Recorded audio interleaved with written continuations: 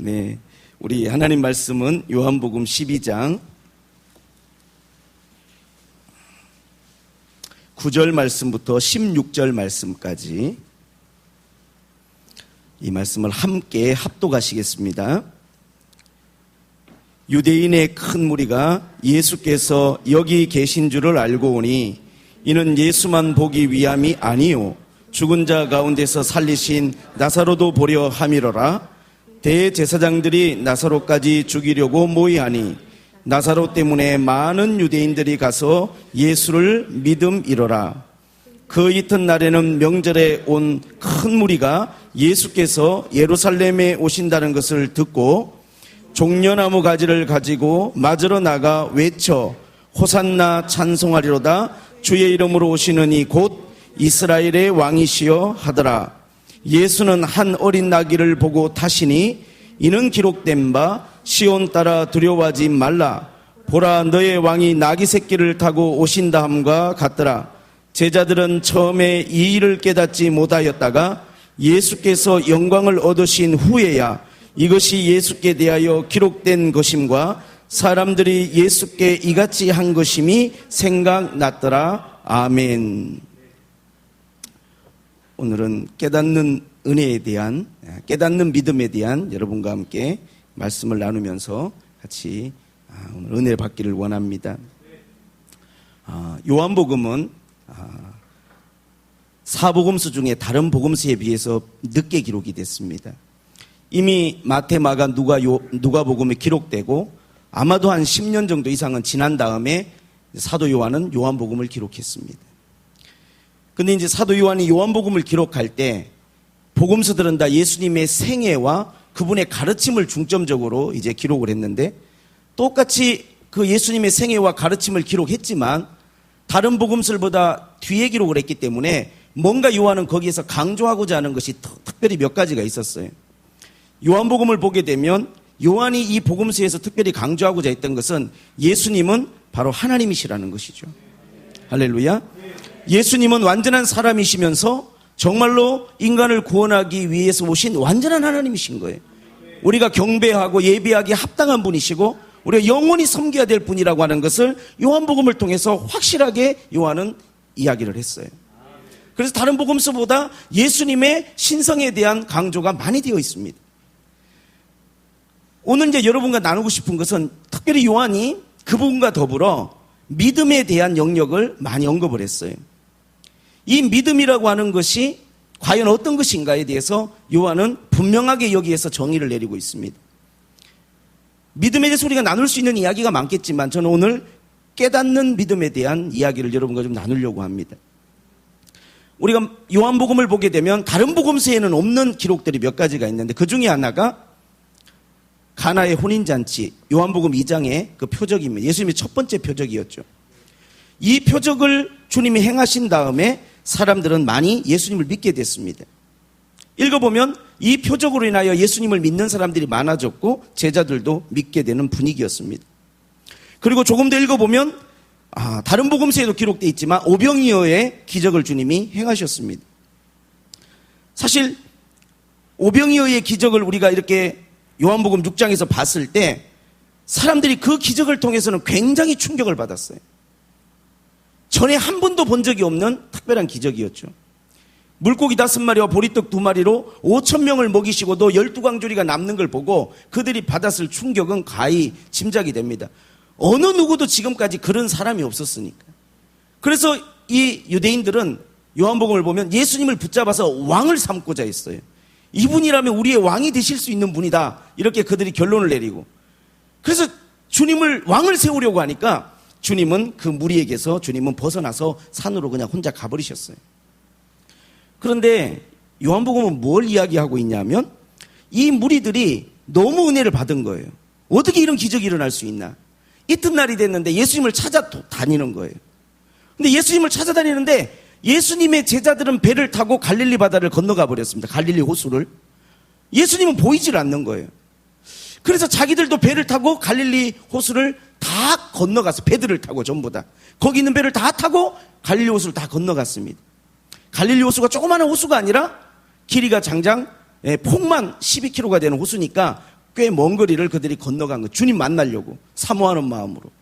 그곳에 가니까 주님은 그날 밤중에 무리를 걸어서 제자들 배에 만나시고 거기를 건너가신 거예요. 그곳에 만났어요. 사람들이 예수님을 보고 너무 반가워서 주님 언제 여기로 오셨습니까? 물어봤을 때 주님이 그 제자들에게, 그 따라오는 무리들에게 했던 말은 조금은 충격적이에요. 너희가 지금 나를 만나러 온 것은 먹고 배부른 까닭이다, 이렇게 이야기하셨어요. 그래도 예수님 만나고 싶어서 주님이 행하신 그 기적을 보고 은혜 받아가지고 배 타고 건너왔는데, 이왕이면 주님이 좀 따뜻하게 말씀해 주시면 좋은데 너희가 지금 나를 보러 온 것은 먹고 배부른 까닭이다, 그렇게 이야기를 하셨어요. 그러니까 이 사람들이 당황했죠. 주님께 그러면 도대체 어떻게 해야 주님을 우리가 믿을 수 있습니까? 정말 우리가 주님을 믿을 수 있는 표적은 뭡니까? 물어봤을 때 주님의 대답은 하나님을 믿는 것이다. 하나님이 보내신 자를 믿는 것, 나를 믿는 게 그게 하나님의 일이다. 그러면서 주님께서 그들에게 자세하게 많은 말씀을 해주셨는데 다 듣고 나더니 사람들이 다 주님을 떠나갔다고 나옵니다. 6장의 결론은 떠나간 거예요. 우리가 같이 계속 가기가 어렵겠다 하고 많은 사람들이 다 주님을 떠나가 버렸어요. 계속해서 우리가 요한복음을 읽어보면 이런 이야기들이 반복되고 있습니다. 2장에는 아까 그 가나 혼인잔치를 통해서 사람들이 주님을 믿게 되었는데, 그들이 믿었는데, 그 다음 절에 보니까 주님은 자기를 믿는 자들에게 예수님을 의탁하지 않으셨대요. 근데 의탁하지 않았다는 말을 이렇게 원어로 보면 주님은 그들을 믿지 않으셨대요. 왜냐하면 그들 속을 다 아셨기 때문에. 여러분, 사람들이 기적을 보고 예수님을 믿고 따라가고 있지만 주님은 그들의 마음의 진심을 알기 때문에 그들을 믿지 않으셨다 그랬어요. 그 믿음이 정말 믿음인지 아닌지를 주님은 잘 아셔요. 이들이 지금 나를 왜 따라오는지, 무엇 때문에 지금 이 배를 타고 나를 이렇게 쫓아오는지 주님은 그걸 잘 알고 계세요. 먹고 배부르기 때문이죠. 본인들의 필요가 채워지기 때문이죠. 정말 예수님이 누구라는 걸 깨달아서가 아니라, 주님과 함께 고난에도 참여할 수 있는 믿음을 가져서가 아니라 정말로 그들이 먹고 배부르기 때문에 주님을 따라오는 거였어요. 그냥 있는 그대로 받아주시면 좋겠는데 주님은 정확하게 그들의 그 믿음에 대해서 주님은 이야기하셨어요. 요한을 통해서. 우리가 오늘 말씀을 보게 될 때 죽은 나사로가 살아난 다음 이야기입니다. 이게 예수님의 사역의 끝무렵이에요. 얼마나 놀라운 일이에요. 오병이어의 사건과 더불어 아마 죽었던 나사로가 살아난 사건이야말로 예수님이 행하신 놀라운 기적이 아니었나 생각됩니다. 이 기적이 일어나고 난 다음에 또 사람들은 많은 무리가 주님을 따르고 믿게 됐는데 예수님을 왕을 삼으려고 했어요. 죽은 지 나흘이 지난 사람을 살려내실 수 있는 분이라면 우리 왕이 돼야 되지 않겠나. 많은 사람들이 주님을 따랐습니다. 오늘 성경 본문에는 그런 이야기가 나와 있습니다. 유대인들이 큰 무리가 예수께 여기 계신 줄 알고 오니 이는 예수만 보기 위함이 아니고 죽은 가운데서 살리신 나사로도 보려 함이라. 큰 구경거리가 생긴 겁니다. 예수님도 보고 싶지만 죽었다가 살아난 사람도 한번 보고 싶은 거죠. 대체 그 사람 어떤 사람인지, 죽어서 그 온몸이 냄새가 났는 사람이 다시 살아났으니 그 모습은 어떤 모습인지 너무 궁금해서 사람들이 예수님도 보고 나사로도 보기 위해서 많은 사람들이 찾아왔어요. 나사로 때문에 많은 유대인들이 예수를 믿음이라 그랬어요. 예수를 믿었어요, 이들이. 12절에 오늘 본문의 그 이튿날에는 명절에 큰 무리가 예수께서 예루살렘에 오신다는 것을 듣고 종려나무 가지를 가지고 맞으러 나가 외쳐 호산나 찬송하리로다 주의 이름으로 오시느니 이스라엘의 왕이시여. 예수님은 이렇게 찬양했어요. 우리가 이 장면 여러분 생각해 보면 굉장히 얼마나 영광스러운 장면입니까? 그런데 저는 이 장면을 보면서 이런 좀 뭐라고 할까, 뭔가 모순된 장면이 없다 생각이 됩니다. 지금 이게 예수님이 지금 십자가 지기 일주일 전이거든요. 이제 예수님은 본인의 사역을 3년 동안 다 끝내시고 이제 마지막으로 십자가를 지기 위해서 예루살렘 들어가시는데 큰 백마를 타고 들어가시지 않으셨어요. 왜냐하면 지금 십자가를 지러 가시는 것이니까. 사실은 주님은 지금 마지막 정말 우리 죄를 위해서 일전을 치르시고 대가를 지불하고 십자가를 지기 위해서 가시는 것이니까 스가랴 9장 9절의 예언처럼 작은 나귀를 타고 주님은 가시는 거예요. 근데 오늘 이 무리들은, 이 큰 무리는 죽은 나사로를 예수님이 살리셨기 때문에 정말 우리 이스라엘의 왕이 왔다라고 다 그들은 찬양하면서 경배하면서 호산나 노래하면서 자기들의 옷을 벗어서 주님 앞에 이렇게 놓으면서 주님께 주의 이름으로 오시는 왕이여 이렇게 경배를 드렸습니다. 이들의 이 믿음은 우리가 어떻게 이해를 해야 될까요? 이들의 이 고백과 예배는 우리가 어떻게 받아들여야 될까요? 이 순간만큼은 얼마나 진심이었겠습니까? 이 모습이. 그러나 이들은 지금 진정한 예수님이 가는 길이 어떤 길인지를 전혀 깨닫지를 못하고 있습니다. 전혀 이해를 못하고 있어요. 어쩌면 제자들도 이 순간 조금 마음이 우쭐했을 수도 있겠어요. 예수님과 함께 예루살렘 들어가는데 모든 사람이 왕을 맞는 것처럼 다 이렇게 경배를 드리니까. 19절에는 그런 말씀이 있습니다. 바리새인들이 서로 말하되 볼지어다 너희 하는 일이 쓸데없다. 우리가 아무리 예수님을 해하려고 해도 다 쓸데없는 일이다. 온 세상이 그를 따르는도다. 그렇게 보여요. 모든 사람이 다 주님을 따르는 것처럼 보여요. 그러나 일주일 뒤에 어떤 일이 벌어집니까? 이 무리들은 어디로 갔을까요? 이렇게 지금 왕을 맞이하고 왕을 경배했던 이 많은 사람들은 다 어디에 있을까요? 정작 예수님이 십자가를 지시기 위하여 체포돼서 가실 때 사실 여기 있던 많은 사람들은 일주일 전에 예수님을 예배하고 경배했던 이 사람들은 예수님을 십자가에 못 박으라고 소리치는 유대인의 무리 속에 있었을 거예요. 누구보다도 주님을 사랑하고 3년 동안 주님을 따라다녔던 제자들조차도 이 순간만큼은 주님을 다 떠나서 도망을 가버렸어요. 요한이 말하고자 하는 것은 요한복음에서 진짜 믿음이란 게 뭘까요? 믿는 자에게 하나님 자녀가 되는 권세를 주신다 했는데 정말 믿음은 어떤 것일까요? 순간순간 우리 삶에 일어나는 어떤 기적이나 하나님 은혜를 인하여 우리가 감격할 때가 있고 마음이 뜨거워질 때가 있지만 진짜 믿음이라는 건 어떤 것이냐? 오늘 성경은 이렇게 말합니다. 제자들은 처음에는 이 일을 깨닫지 못하였다는 거예요.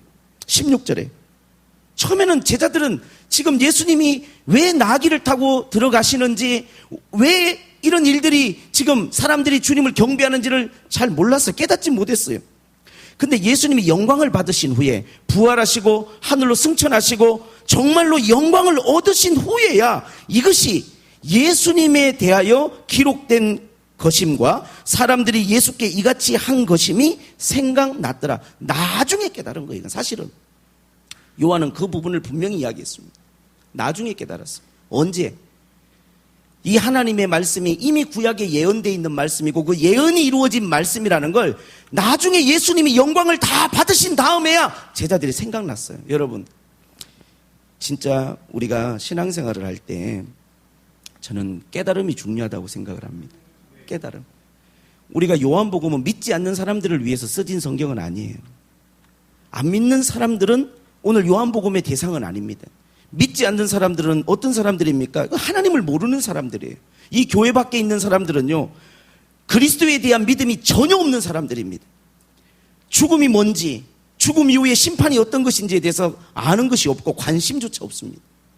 정말 교회 바깥에 있는 사람은 오직 그들의 섬기는 신은 자기 배예요. 잘 먹고 잘 사는 것, 세속적인 것, 그런 것 외에는 관심사가 없어요. 그래서 오늘 요한복음에서 논하고자 하는 것은, 나와 여러분이 이야기하고자 하는 것은 믿지 않는 사람들의 세속적인 신앙에 대해서는 언급할 필요가 없습니다. 우리의 관심은 뭐냐면 주님을 적어도 믿고 따르는 이 믿음의 공동체, 믿는 사람들 속에 진짜 믿음은 어떤 것이냐는 것이죠. 요한은 그 이야기를 하고 싶은 거예요. 오늘 여기에는 많은 무리가 있습니다. 큰 무리가 있어요. 항상 예수님이 가는 곳마다 무리들이 따라다녔어요. 정말로 예수님이 사역하시는 그 3년 동안에 얼마나 많은 사람들이 주님을 따라다녔는지 몰라요. 정말 인기가 많으신 분이고 가는 곳마다 격이 일어나고 가는 곳마다 사람들이 발 디딜 틈 없이 예수님 주변에 모여들었습니다. 근데 오늘 성경은 그 사람들에 대해서 그냥 무리라고만 표현합니다. 큰 무리. 그들이 주님을 믿었고 그들이 주님을 따랐지만 그들은 무리였어요. 여러분, 무리라는 것은 뭐냐 하면 정말로 자기들의 어떤 순간순간의 감동을 따라 주님을 따르고 주님을 예배하고 찬양하지만 결정적인 순간에는 그 무리는 그 자리에 없어요. 끝까지 주님과 함께하지 못합니다.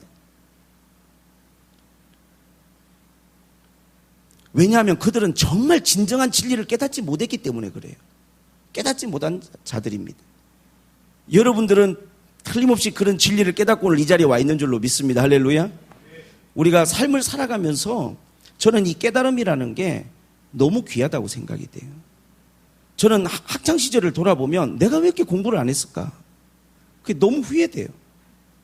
그때는 정말 깨닫지를 못했어요. 그 시간이 얼마나 소중한 시간인지를. 그 시간 다 보내고 난 다음에 지금 와서 이제 우리 아이들이 19살, 17살 이제 막 고3, 고1 그리고 이제 늦둥이가 하나 있는데 6살짜리. 얘네들이 이렇게 공부하는 것 보면 막 한숨이 나와요. 저 시간이 지금 어떤 시간인데, 인생에서 저 토막이, 저 시간이 얼마나 돌아오지 않는 시간들인데, 저 때는 정말, 제가 그때로 돌아간다면 코피가 터지게 공부를 해보고 싶어요. 날밤을 새가면서. 근데 이미 때늦은 깨달음이죠. 지금도 이제 공부를 하면 되지만 시간을 돌이킬 수는 없잖아요. 그래서 이제 그런 말을 가끔 우리 아이한테, 야, 아빠가 인생을 살면서 제일 후회스러운 건 네 나이 때 열심히 공부 안 한 거다 그러면 우리 아들이 막 웃어요. 웃어요. 왜냐하면 아무리 말해도 걔는 깨달음이 없어. 학원을 보내주고 아무리 공부할 수 있는 여건을 만들어줘도 관심사가 별로 없어. 크게는. 왜? 본인이 깨닫지 못한 것은 어쩔 수 없는 거예요. 나중에 저도 알게 되겠지. 그때는 그게 중요했다는 것은. 저희 동네에 이렇게 운동할 수 있는 산책로가 있는데요. 가면은 운동을 열심히들 하세요. 근데 어떤 분들은 몸에 이제 중풍이 와가지고 운동하시는 분들이 있어요. 중풍이 와서. 이렇게 몸을 이렇게 한쪽 몸이 부자연스러운데 굉장히 이렇게 천천히 움직이면서 운동을 하세요. 그분들이 건강했을 때가 있을 거잖아요. 건강했을 때 그 건강을 지켰으면 얼마나 좋았겠어요. 저희 어머니가 올해 이제 73세신데 당뇨와 혈압이 있으세요. 저는 어머니가 새벽에 교회 오시면 항상 어머니 위해서 기도하는 게 중풍을 막아주시고 치매를 막아주시고 암을 막아주시고 요새는 메르스도 막아주시고 모든 악한 질병들 막아주시고 이 땅 사는 동안에 건강하게 하나님 예배할 수 있도록 저희 어머니 지켜달라고 기도해요. 어머니한테 제가 늘 말하죠. 당뇨가 있고 고혈압이 있으니까 어머니 음식 조심해서 드시라고. 근데 먹는 거 좋아하셔가지고 그게 잘 조절이 안 되나 봐요. 왜? 아직은 건강하시거든요. 73세인데도 일하시고 다 하셔요. 사람이 참 이상한 거는 건강할 때는 건강이 중요한지를 몰라요. 건강을 딱 잃어버리고 나면 엄청나게 그 건강하다는 게 내가 이렇게 걸을 수 있고 사지 멀쩡하다는 게 그렇게 중요하고 감사한 거라는 걸 사람이 건강할 때 모르다가 건강을 잃으면 그때서야 알게 되는 거예요. 여러분, 깨달음이라고 하는 것이 그 필요한 그때에 그 순간에 그게 깨달아지면 얼마나 좋겠습니까? 근데 대부분은 깨달음이 나중에 오는 거예요. 그나마도 나중에라도 깨달으면 다행인데 어떤 사람은 끝까지 깨닫지 못하고 인생이 끝나는 사람들도 있어요. 오늘 제자들은 그래도 복을 받은 게 지금은 그들이 깨닫지 못해요. 이 상황에 대해서 그냥 그 분위기에 휩쓸릴 뿐이에요. 그러나 나중에는 깨닫게 됐어요. 예수님이 누구신지, 왜 예수님이 십자가를 져야만 하는지. 할렐루야.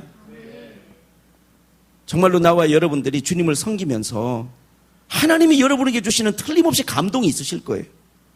하나님이 여러분들에게 주시는 하나님의 은혜가 있을 거예요. 그거를 깨닫는 것이 축복입니다, 여러분. 하나님 지금 나에게 말씀하고 계시고 하나님 나에게 지금 역사하고 계시는데 내가 그걸 깨닫지 못하면 그것처럼 안타까운 게 없는 거예요. 그것처럼 안타까운 게 없는 겁니다. 우리가 누가복음 24장을 보게 되면 엠마오로 가는 두 제자의 이야기가 나와요. 예수님이 십자가에 달리신 후에 며칠 동안을 예루살렘에 있다가 너무 낙심해가지고 슬픈 표정으로 그들이 이제 고향으로 가는데 자기 집에서 그 예루살렘에서 엠마오까지 한 10km 정도 되는 거리를 둘이 투벅투벅 걸어가고 있습니다. 대화를 나누면서 걸어가는데 이 제자들이 아주 슬픈 표정을 하고 걸어가는데 이런 이야기들을 하고 있는 거죠. 아, 예수님이 정말 이렇게 가신 게 너무 허망하다. 정말 너무너무 허망하다. 그분은 정말 우리의 왕이 되실 거라고 우리가 생각했는데, 구세주가 되실 거라고 생각했는데 이렇게 죽으시다니.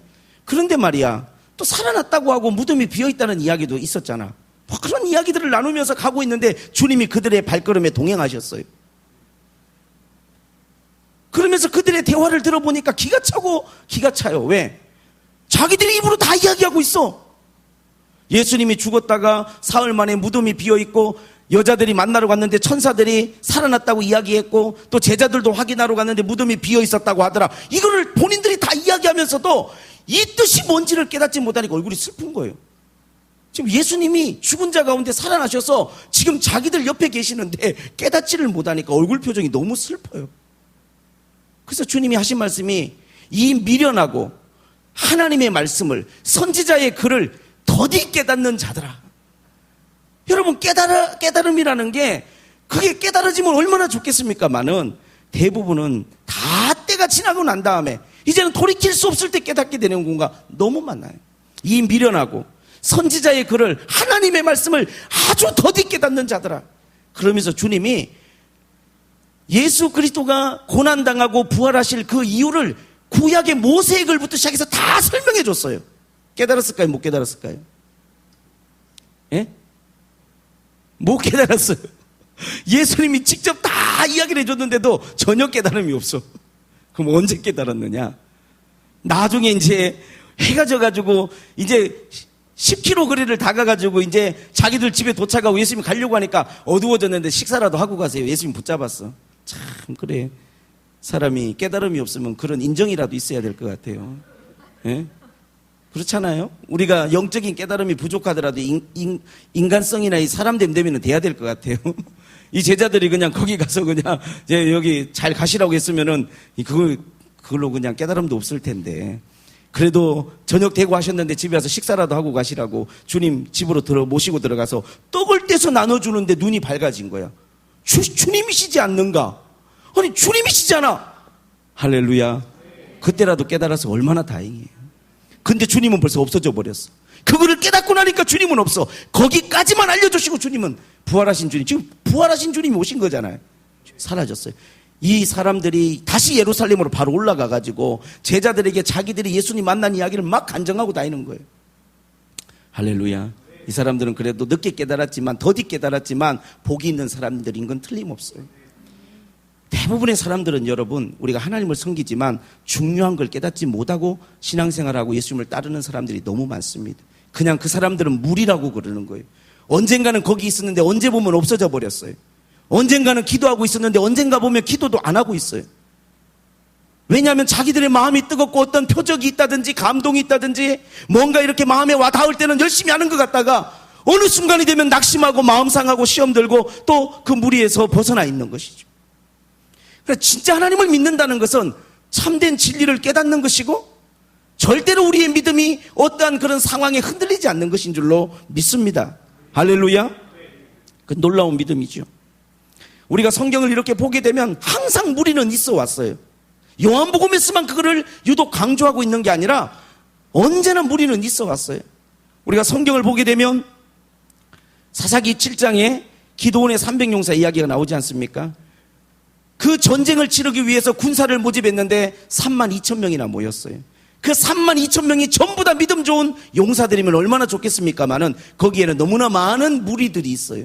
전쟁을 하러 나왔지만 집 걱정이 너무 많아. 여기 나와 있긴 한데 아내 걱정, 자식 걱정, 직장 걱정, 걱정이 너무 많아. 주님이 걱정이 많은 사람들, 두고 온 것 때문에 염려가 많은 사람들은 그냥 돌려보내라. 왜? 주님은 믿음 있는 사람과 일하고 싶으신 것이지 그냥 무리들하고 일하시는 분이 아니시니까. 할렐루야. 돌려보냈더니 22,000명이 가고 10,000명이 남았어요. 이 10,000명이 전부 다 제자들이면 얼마나 좋겠습니까? 그 10,000명 중에서도 또 돌아가야 될 사람들이 있어요. 냇가에 가서 물을 마시게 하라 그랬더니 목이 마른 사람들이라 그 물 앞에서 그냥 허겁지겁 막 엎어져서 물을 먹으니까 그렇게 물을 먹는 사람들도 다 돌려보내라. 그러면 어떤 사람만 남았느냐? 거기 와서 물을 손으로 옮겨서 먹으면서 좌우를 살피는 이 사람들만 남겨두라는 거예요. 300명만. 그 사람들을 통해서 정말로 미디암과 그 많은 동방의 엄청난 적들을 주님이 물리치고 승리하시는 주님의 일꾼으로 용사로 사용하십니다. 항상 우리가 하나님의 말씀 안에는 많은 사람들이 있지만 주님은 그 가운데 진짜 하나님을 믿는 믿음의 사람들을 통해서 일하셔요. 출애굽을 해서 300만이라는 이스라엘 백성들이 나왔지만 그 중에서 또 12명의 대표를 뽑았지만 그들 중에도 진짜 주님에 대한 온전한 믿음을 가진 사람은 두 사람에 불과했어요. 여호수아와 갈렙. 정말 주님은 그 두 사람을 통해서 이스라엘을 구원하고 하나님의 약속을 땅을 그 사람들에게 허락해 주셨어요. 사랑하는 우리 성전교회 우리 성도 여러분들은 정말로 무리가 아니라 주님을 온전히 믿고 따르고 온전한 깨달음을 가지고 끝까지 주님을 따라가는 여러분 되시기를 주님의 이름으로 축복합니다. 말처럼 쉬운 건 아닌 것 같아요. 제가 이렇게 생각을 해보니까 우리 누가복음에 보면 그 밭의 비유가 있지 않습니까? 4가지 밭이 있어요. 그런데 이 밭의 비유에서 주님이 하시는 말씀은 뭐냐 하면 비유로 저희들에게 말씀하시면서 이 백성들이 보기는 보아도 알지 못하고 듣긴 들어도 깨닫지를 못한다는 거예요. 하나님의 말씀을 그들이 눈으로 보고 귀로 듣지만 깨달음이 없어요.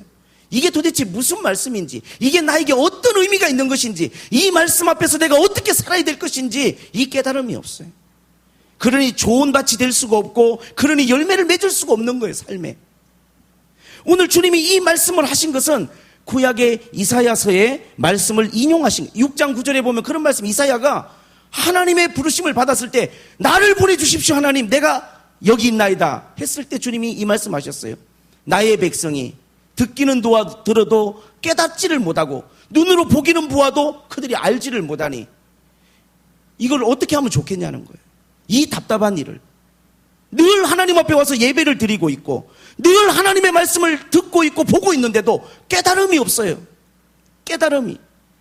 정말로 하나님의 뜻이 뭔지, 정말로 하나님이 우리에게 뭘 원하시는지를 깨달아야 되는데 그걸 깨닫지를 못해, 이스라엘 백성이.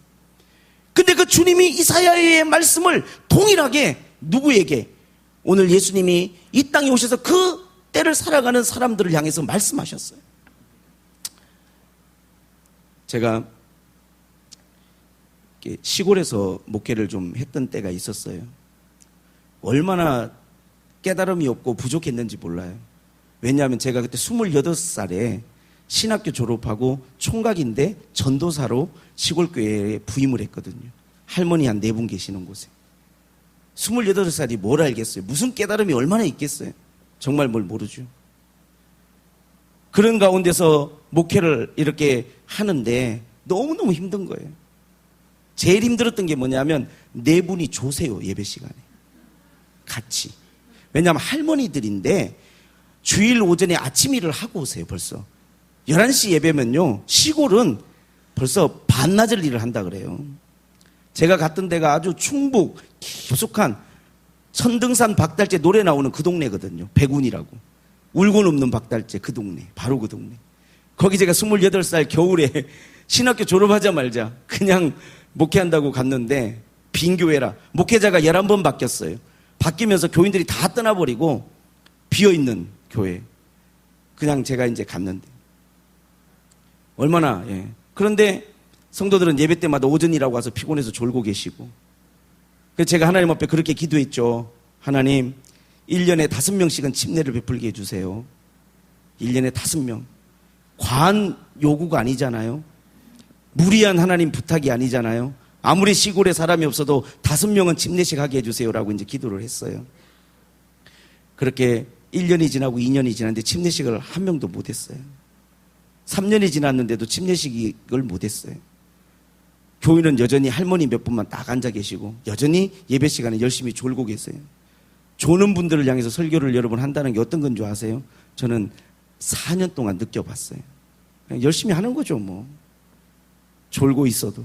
근데 만 4년이 지나고 5년째 되던 해 하나님이 꿈을 주시는데 저희 교회가 부흥하는 꿈을 꾸게 하시더라고요. 너무 선명하게. 그 꿈을 꾸고 난 다음에 2년 반 제가 더 있다가 이제 개척을 나왔는데 그 2년 반 동안에 교회가 많이 부흥이 돼서 한 예배 시간에 한 40명 이렇게 모이게 됐어요. 그리고 침례식을 제가 떠날 때 명부에 쓴 걸 보니까 35명 침례를 베풀었더라고요. 그래서 가만히 생각해 보니까 6년 반 동안에 35명이면 1년에 5명씩 침례를 베풀었더라고요. 할렐루야. 제가 거기 시골을 떠나면서 깨달은 게 있어요. 그 깨달음은 뭐였냐면 우리가 정말로 하나님 앞에 믿음으로 기도하면 그 기도를 하나님 반드시 응답하신다는 거예요. 제가 지나가는 4년 동안은 그걸 깨닫지를 못하니까 얼마나 낙심이 됐겠어요. 제가 믿음으로 기도했겠습니까? 낙심하며 기도했겠습니까? 낙심하며 기도했어요. 교회 가면 너무 낙심이 되는 거예요. 보이는 게 없어요. 응답도 없어. 사람도 없어. 너무너무 힘든 거예요. 그러다가 결혼을 했어. 애들은 태어났어. 답이 없어요. 엎드려가지고 하나님 앞에 맨날 기도해도 믿음 충만해서 기도한 게 아니라 그냥 하나님 앞에 매달렸어요. 버텼어요. 14,000년을 버티고 나니까 하나님이 응답을 주시는데 꿈으로 먼저 주시더라고요. 저는 그 꿈을 붙잡았어요. 이건요, 하나님이 주시는 꿈이구나. 왜냐하면 1월 1일 날 꿨거든요, 꿈을. 1월 1일 날 새벽에. 그러니 얼마나 제가 감동이 됐겠어요.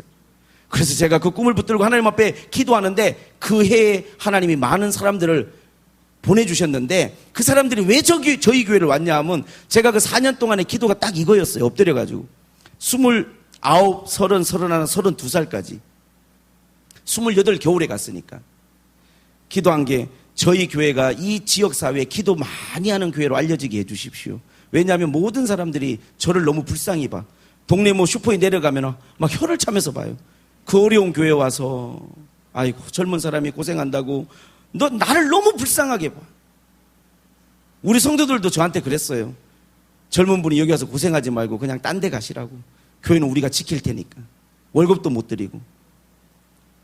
그렇게 세상에 어려운 상황 속에서 사람들한테 그런 이야기를 들으면서 이렇게 기도하고 있는데 얼마나 마음에 낙심이 되겠어요. 그런데 하나님께서 꿈으로 보여주시고 하나님이 사람들을 보내주시기 시작하는데 그 시골 교회에 어떤 소문이 났냐 하면 저 교회가 일본으로 오신 분이 교인이 전화가 왔는데 예전에 저희 교회를 다니다가 너무 목회자가 많이 바뀌니까 다른 교회로 가신 분인데 전화가 왔어요. 제가 지금 신앙생활을 하면서 너무 힘든데 그 교회가 교인이 얼마 되지 않아도 기도를 많이 하는 교회라고 그렇게 저희들이 듣고 있는데 교회에 한번 예배 참여해도 되겠냐고 한번 가보고 싶다고. 제가 감사하면서도 걱정이 되는 거예요. 교인 몇 명밖에 없는데 어떻게 그런 소문이 났을까. 그래서 그분이 예배를 와고 예배를 드리고 가셔가지고 사람들한테 소문을 내신 거예요. 가보니까 어때? 거기 가보니까 어때? 사람은 몇 명 없는데 굉장히 은혜가 있어. 이분이 좋게 소문을 이야기를 해주신 거예요. 그러면서 사람들이 교회로 오기 시작하는데 막 사람들이 오는 거예요. 와서 침례 받고 그 내과에 겨울에 얼음이 이렇게 두꺼운데 그 얼음을 깨고 그냥 가서 거기서 침례식 하고 그렇게 정말로 하나님 은혜로 2년 반을 사역하면서 35명 침례식을 베풀고 개척을 나왔어요. 할렐루야. 그러면 제가 확실하게 하나님 앞에 깨달은 게 있어요. 하나님 앞에 우리가 믿음으로 기도하고 우리가 하나님 앞에 진심으로 기도하면 하나님 반드시 그 기도에 응답하신다. 할렐루야. 우리가 기도를 해도 깨닫고 기도하는 사람은 기도가 달라요. 정말로 하나님 앞에 그 기도의 의미를 깨닫고 기도하는 사람은 우리가 하나님 앞에 그 기도가 다르다고요. 내가 왜 새벽에 기도해야 되는지, 내가 왜 시간이 나면 하나님 앞에 무릎을 꿇어야 되는지 이유를 분명히 알고 기도에 하나님이 어떻게 반응하시고 우리의 기도를 하나님이 어떻게 온전히 이루어 주시는지를 경험한 사람은 하나님 앞에 기도가 달라요. 그러면서 개척을 나와서 한 명의 교인이 없었지만 믿음으로 기도했어요. 믿음으로. 하나님이 그 기도에 많은 응답을 주셨고 하나님이 지금까지 역사해 주셨습니다. 할렐루야. 정말로 우리가 하나님 앞에 여러분 기도에 대한 깨달음을 얻으시기를 주님의 이름으로 축복합니다. 지금까지도 여러분들이 기도를 많이 하신 성도들인 걸 저는 느낄 수 있고 알 수 있어요. 그러나 여러분 어떠한 분위기나 어떠한 환경에 지배당하는 기도가 아니고 오직 하나님만 바라보는 여러분이 하나님 앞에 천국 가는 날까지 흔들리지 않는 기도의 용사들이 되시고 기도의 사람들이 되시기를 주님의 이름으로 축복합니다. 특별히 오늘 우리가 하나님 앞에서 저는 우리 이제 6월 1일 날 목사님이 저희 교회 와서 집회를 하셨어요. 집회하시면서 많은 저희들이 은혜를 받았고 저희 교회가 이제 지난주부터 이번 주까지 특별 새벽 기도를 계속 하고 있어요. 사실 목사님께서 너무 친절하게 저한테 정말로 목회에 대한 진심 어린 충고를 해주셔가지고 얼마나 제가 은혜가 됐든지 설교 외에도 개인적으로 은혜를 받고 특별 기도를 선포하고 새벽 예배를 이렇게 하고 있는데 특별히 제가 하나님 앞에 너무나 놀라운 하나님 앞에 은혜는 뭐였냐 하면 그거였어요. 우리가 신앙생활 하면서 깨달은 것은 정말 우리가 참된 믿음이라는 것은 우리 마음속에 하나님을 경외하는 마음이 있어야 되겠다. 그거를 너무 깊이 깨달은 거예요. 히브리서 우리가 11장을 7절을 보게 되니까 이런 말씀이 있더라고요. 노아가 하나님이 경고하시는 경고를 받았어요. 근데 그 하나님의 경고를 받고 노아의 반응은 뭐였냐면 방주를 예비하고 방주를 지었다는 거예요. 근데 여러분, 우리가 사실 노아가 하나님의 경고를 받고 방주를 예비하고 지었다는 게 말처럼 쉬운 이야기는 절대 아닙니다. 생각을 한번 해보세요. 창세기를 보니까 모든 사람들이 죄 가운데 빠져 있고 타락해 있을 때 노아는 하나님 앞에 방주를 지으라는 하나님의 감동을 받았어요. 그런데 아무리 하나님 앞에 의인이고 믿음이 좋은 사람이라도 이거를 순종한다는 것은 실로 어려운 이야기였어요. 왜냐하면 그때는 하늘에서 비가 내려와서 이 땅을 적시는 때가 아니고 땅에서 그냥 아침이 되면 이슬이 쫙 올라와서 온 땅을 적시는 때였거든요. 노아가 홍수가 일어나기 전에는 하늘에 정말 물주머니같이 이 대기권을 둘러싸고 있어서 모든 자외선을 차단하고 우리 인간이 살아가기 아주 좋은 환경이었거든요. 근데 하나님께서 세상을 물로 멸망할 테니까 너는 방주를 지으라고 이야기했어요. 근데 여러분 생각을 해보세요. 그 방주가 길이가 자그만치 137m고 우리가 창세기에 나와 있는 표현대로만 하면 폭이 23m고 높이가 14m예요. 이게 이 럭비 경기장보다 크대요. 훨씬. 이거를 갖다가 노아가 무슨 수로 지어내겠습니까? 작은 배 하나 짓는 게 아니라 이거는 어마어마하게 큰 배인데 하나님이 이걸 지으라는 거예요. 노아 보고. 앞으로 세상을 물로 심판할 테니까. 근데 그 방주를 어디다 짓느냐? 산 꼭대기에다. 근데 그걸 배로 짓는 게 아니라 뚜껑이 덮여 있는 정말 물 위에 둥둥 떠 있는 그 배를 지으라는 거예요. 노아가 그 하나님의 명령을 받았을 때 나와 여러분이라면 그 배를 지을 수 있겠습니까? 도저히 하나님의 말씀이지만 받아들이고 순종할 수 없는 말씀이에요. 그걸 어떻게 지어냅니까, 그걸? 그 방주를. 그런데 히브리서에 뭐라고 나와 있냐면 노아는 그 방주를 하나님을 경외함으로 지었대요. 노아는 그 방주를 지으라는 하나님의 말씀을 온전히 창세기 6장 22절에 다 순종하고 준행했대. 하나님이 지으라는 대로 조금도 거기에 대해서 노아가 이의를 제기하지 아니하고 사이즈를 줄여달라고 한다든지 뭘 어떻게 해달라고 부탁하지 아니하고 하나님 말씀하신 대로 그대로 다 준행했대요. 근데 히브리서는 그거를 어떻게 해석했냐면 노아의 마음에 따라서 보세요. 하나님을 경외하는 마음으로. 하나님을 경외하는 마음이 있기 때문에 그 하나님의 말씀을 순종할 수 있었던 거예요. 오늘 이 세상이 얼마나 여러분 악합니까? 얼마나 많은 죄악들이 이 세상 가운데 있습니까? 우리의 삶 가운데, 자녀들 가운데 얼마나 많은 공격들이 있습니까? 이 성천교회가 지금 저는 목사님한테 좀 들었지만 건축을 앞두고 있다고 들었습니다. 영적인 일을 하자고 보면 얼마나 사단의 공격이 많이 있고 우리가 기도를 많이 해야 되겠습니까? 할렐루야. 방주를 짓는 것만큼은 아닐지 몰라도 온 성도가 한 마음이 돼서 기도해야 되지 않겠습니까? 영적인 전쟁이 있을 거예요. 결코 어떤 것 하나도 쉽게 되어질 일은 아닙니다. 아마 제가 목사님한테 조금 들었지만 그 땅을 사서 이 교회가 건축하는 과정 속에서도 7년이라는 시간 동안을 기다리신 걸로 들었습니다. 여러분, 우리가 어떤 마음이어야 될까요? 우리가 하나님의 말씀을 듣고 하나님 우리에게 뭔가를 말씀해도 우리가 깨닫지를 못하면 우리가 그 말씀에 순종하기가 어렵습니다. 정말 우리 마음속에 하나님을 경외하는 마음을 갖지 않으면 우리가 하나님 뜻대로 산다는 게 불가능합니다. 왜 그러냐 하면요, 정말로 우리가 하나님을 경외하는 마음이 없으면 항상 우리는 내 생각과 내 뜻대로 하고 싶은 마음이 있어요. 여러분, 왜 제자들이 예수님이 죽고 부활하셨음에도 불구하고 그들은 정말로 주님이 부활하셨다라고 하는 사실을 그들이 알고도 온전히 회복되지 못한 줄 아십니까? 베드로가 그랬잖아요. 예수님 부활하신 주님 만나고 다 한 다음에 고기 잡으러 갔잖아요. 다시 엠마오로 가는 두 제자들이 예수님 부활하신 거 다 경험하고 난 다음에 어떻게 했습니까? 낙심한 얼굴로 예수님 자기들 입으로 천사가 이야기했다고 하면서도 고향으로 슬픈 표정으로 가고 있지 않습니까? 왜 그럴까요? 예수님이요, 제자들에게 3번이나 말씀하셨어요. 내가 죽었다가 3일 만에 살아나리라. 친절하게. 예수님 십자가를 지시기 전에 3번 말씀해 주셨다니까요. 내가 죽었다가 3일 만에 살아나리라. 3번을 말씀해 주셨어요. 그러면 예수님이 죽고 3일 만에 살아났을 때 적어도 제자들이 주님이 이거 다 우리에게 3번이나 말씀해 주셨던 거지 깨달아야 되지 않겠습니까? 깨닫지를 못해요. 베드로는 고기 잡으러 가버리고 엠마오로 가는 제자들은 슬픈 표정으로 고향으로 돌아갑니다. 주님은 부활하셨는데 왜 그럴까요? 왜 사람들이 이렇게 깨닫지를 못할까요? 제가 오늘 말씀 안에 그 답이 있더라고요. 왜 깨닫지를 못하느냐? 여러분 누가복음을 한 번만 찾아보세요. 아주 중요한 말씀입니다.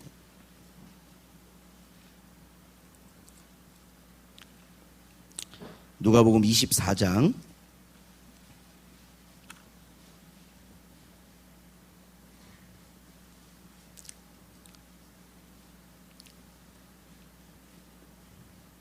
24장 21절 말씀 우리 같이 한번 보겠습니다. 다 같이 보겠습니다. 같이 읽겠습니다. 시작. 우리는 이 사람이 이스라엘을 속량할 자라고 바랐노라. 이뿐 아니라 이 일이 일어난 지가 사흘째요. 이 2가지 이유 때문이에요.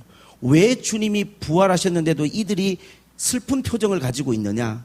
이유는 뭐냐면 자기들의 마음속에 바람이 있었어요. 예수님이 십자가를 지는 걸 바라는 게 아니고 예수님이 고난당하는 걸 바라는 게 아니라 정말 이스라엘의 왕이 되어주시고 이스라엘을 속량할 자가 되어주기를 진심으로 바랬어요. 모든 이스라엘 백성들의 바람은 뭐였냐? 제자들의 바람은 뭐였냐? 예수님이 위대한 왕이 되고 다윗 같은 왕이 되시고 이스라엘을 위대하게 세워주시기를 그들의 마음에 바라고 있었어요. 전혀 예수님이 가는 길을 그들은 이해하지 못해요. 예수님은 십자가를 통해서 우리 죄를 구속하시려고 하는 건데 이 사람들의 마음속에는 예수님이 십자가를 지시는 게 아니고 우리의 위대한 왕이 되어줬으면 좋겠어. 다윗처럼 정말로 위대한 왕이 되어줬으면 좋겠어. 여러분 우리가 오늘 신앙생활을 하면서 주님은 우리에게 말씀하고 계세요. 여러분이 기도할 때 여러분이 설교를 들을 때 틀림없이 주님은 우리에게 말씀하고 있습니다. 근데 왜 우리가 주님의 음성을 주님의 말씀을 온전히 못 깨닫느냐?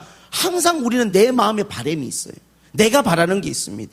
내가 바라는 걸 딱 가지고 있기 때문에 내가 받아들일 것만 받아들이고 내가 좋은 것만 우리가 취하는 마음이 우리 안에 있는 거예요. 정말로 하나님을 경외한다는 건 어떤 것입니까? 어떨 땐 하나님의 말씀이 나한테 부담이 될 수 있어요. 어떨 땐 하나님의 말씀이 내가 받아들이기에 힘들 수 있습니다. 그러나 목사님 통해서 선포되는 말씀이 여러분이 기도하면서 하나님이 주시는 감동이 정말로 그것이 하나님으로부터 오는 것이라면 여러분이 하나님 경외하는 마음으로 순종하고 나아갈 때 하나님 여러분을 구원하실 뿐만 아니라 여러분을 통해서 일하시고 여러분을 놀랍게 하나님이 사용하여 주실 줄로 믿습니다. 할렐루야. 내가 바라는 거 다 자기가 바라는 게 있어요. 이거를 딱 붙들고 우리가 기도하면 우리가 하나님의 말씀을 깨닫기가 어렵습니다. 설교를 들어도 성경을 봐도 기도를 해도 심지어 내 마음속에 내가 바라는 거 딱 붙들고 하고 있으면요 오늘 이 엠마오로 가는 제자들처럼 전혀 깨달음이 없어요. 이게 가려져 버립니다. 뿐만 아니라 죽은 지 나흘이 됐다는 그들의 마음속에 뭔가 낙심하는 마음을 가졌을 때 깨달음이 없어요. 사람이 낙심하는 마음을 가지면 깨달음이 없습니다. 여러분 오늘 이 성천교회 성도들 중에 혹시라도 삶 가운데 낙심하는 마음을 가진 분들이 있다면 그 마음을 주님 앞에 내려놓으시기를 주님의 이름으로 축복합니다. 할렐루야. 정말로 하나님의 말씀을 들을 수 있는 여러분 성령의 음성을 들을 수 있는 귀를 가지시기를 주님의 이름으로 축복합니다. 주님은 틀림없이 말씀하실 거예요. 저는 그렇게 기도하고 왔습니다. 목사님 통해서 여러분의 기도 가운데 틀림없이 이 교회를 향해서 여러분을 향해서 하나님 주시는 위대한 말씀이 있을 거예요. 그 말씀을 하나님 경외함으로 하나님을 온전히 여러분이 신뢰함으로 순종하고 나아간다면 하나님 여러분들을 이 교회를 이 시대의 위대한 하나님의 쓰시는 교회로 성도들로 사용하여 주실 줄로 믿습니다. 그냥 우리가 무리가 되지 않기를 원합니다. 많은 사람들이 주님을 따랐어요. 주님은 그들에게 관심을 갖지 않습니다. 오히려 주님은 그들에게 이렇게 이야기하십니다. 너희가 나를 이렇게 지금 따라오고 있는 거, 나를 이렇게 막 열렬히 예배하고 경배하는 거, 그것은 너희들의 바람일 뿐이라는 거예요. 예수님은 십자가를 지러 가시는데, 죽으러 가시는데 그들은 왕이 되어달라고 노래를 부르고 있으니 이처럼 웃기는 일이 어디가 있겠습니까?